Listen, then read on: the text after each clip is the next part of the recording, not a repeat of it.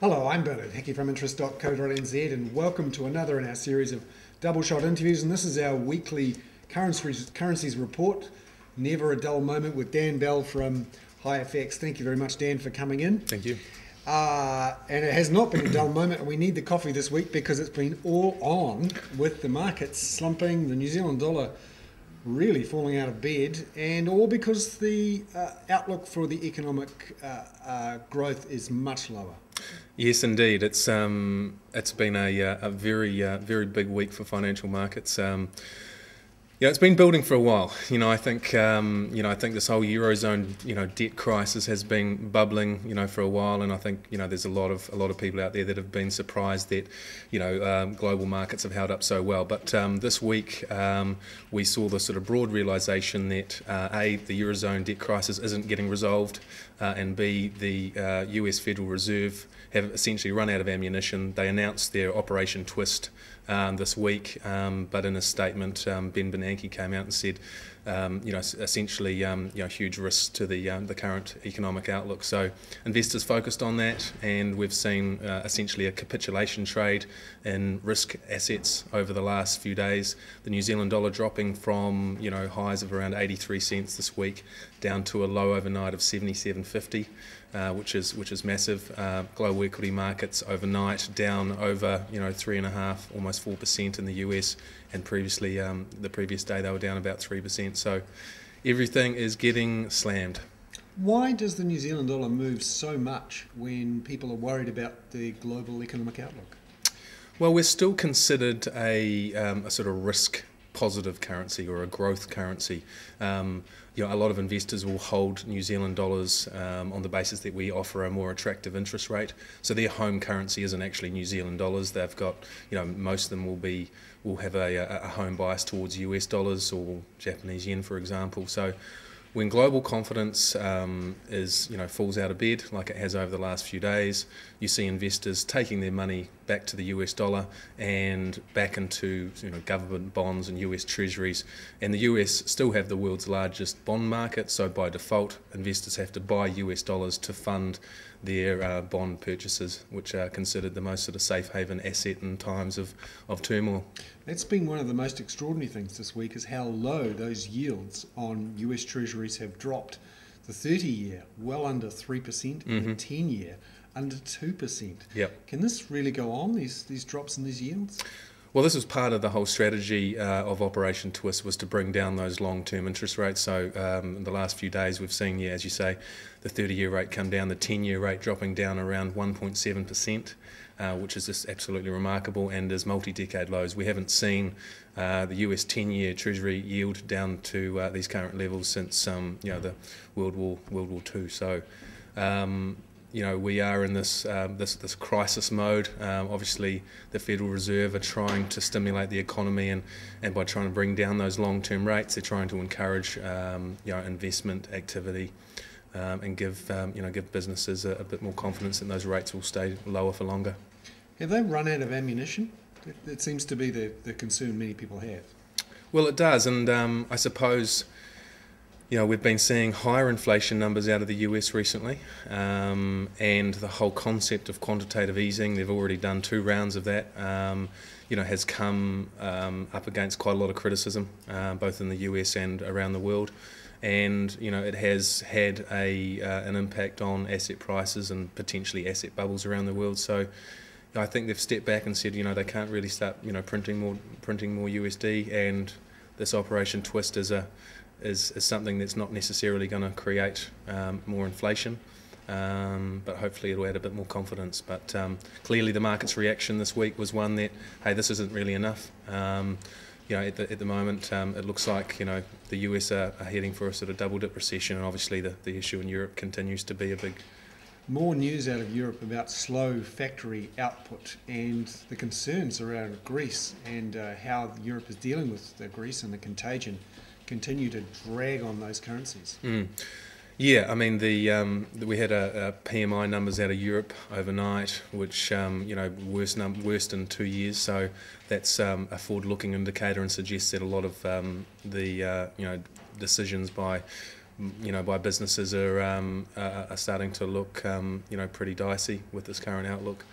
And also the lack of political leadership in Europe. There hasn't been a coordinated political response to the issue, and we've got this troika, who are overseeing the bailout funds to Greece, the market continuing to price in a Greek default, and obviously these European banks being downgraded, and further pressure on their share prices and their balance sheets as a result.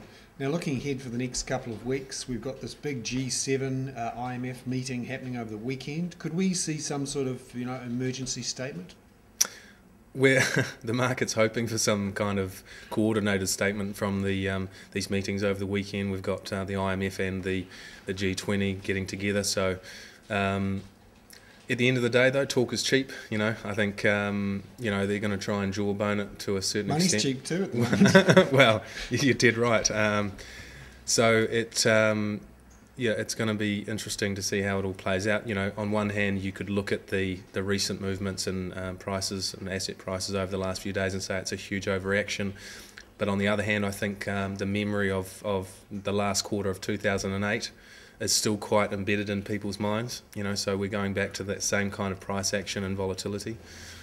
So looking back at the New Zealand dollar this week, as well as what was happening internationally, we had some relatively weak GDP figures, and people are certainly expecting the official cash rate to stay where it is well into next year now. How has that factored into people's thinking, the GDP numbers? Yeah, so the New Zealand dollar was already under pressure yesterday, and then at 10:45 we had the weaker GDP number coming in at plus 0.1% for the quarter versus a market expectation of plus 0.5%. The previous quarter was actually revised up, so if you actually dig through the numbers, net, the first half of the year probably isn't as bad as a lot of other economies out there. But it was a negative headline number, and the New Zealand dollar came under some selling pressure there and is generally lower against most of the major cross rates this week. We've underperformed obviously against the US dollar, dropping to a low of 77.50, and that's quite a key level of support. What happens if we break through that? Well, I think if we break through that, you would see the sort of market positioning, stop loss orders where investors and traders are protecting a certain level, or there might be sort of option barriers. It sort of opens up more downside into the sort of mid to low 70s. I think if you go back to where the US dollar, how the US dollar traded back in 2008, the US dollar is still sort of 10 to 15% off the highs that it had as an index, as a US dollar index back in 2009. So, we could easily see the Kiwi US down another 10%. Likewise, the Aussie US down another 10%. The Aussie dollar has dropped under parity, trading to a low just under 97 cents overnight. So that's losing a lot of ground, but pretty much keeping pace with the Kiwi. So the Kiwi-Aussie exchange rate is pretty close at the moment, still sitting around 80 cents. So it hasn't had a lot of movement. Now, the other crosses for New Zealand dollar versus euro pound? Kiwi dollar versus the pound again has been under selling pressure, so we've dropped down to the low sort of 0.5. So obviously a bit of support around 0.5 against the pound, but we were up almost at 0.53 towards the end of last week. And that's even with the Bank of England talking about new rounds of money printing. It is, so the Bank of England left their interest rates on hold at 0.5. But they're talking about another round of money printing up there. Obviously, their economy is in a much worse shape than ours. So the fact that the Kiwi dollar is lower against the pound has nothing to do with the fundamentals. It's all about this capitulation trade, or investors, the instinct to sort of get out of the smaller currencies and get back into the other major currencies, particularly the US dollar and the Japanese yen. And New Zealand dollar against the euro. Well, again, it kind of defies logic, but we're lower against the euro as well. We were trading over 0.6 last week against the euro. Today we're trading under 0.58, so we're off 2.5 cents against the euro, despite the massive issues in Europe and obviously the whole European debt crisis. And also, I think market pricing is really starting to anticipate an interest rate cut from the European Central Bank. So that should actually see an interest rate cut from them coming up at the next meeting. But for now, the euro is slightly stronger against the New Zealand dollar. It is. So the euro dollar is sitting around sort of 135. Again, the euro has been under pressure against the US, but hasn't fallen as steeply as the New Zealand dollar overnight. We've seen a massive drop in commodity prices overnight as well. So copper prices, for example, down to a 12-month low. They were down 7% overnight. We've seen gold prices also under pressure overnight. So investors essentially selling any sort of leverage position that they may have and buying back into safe haven assets. So there we have it. Another never a dull moment week in the world of currencies. Thank you very much, Dan Bell from HighFX, for coming in. I'm Bernard Hickey for interest.co.nz.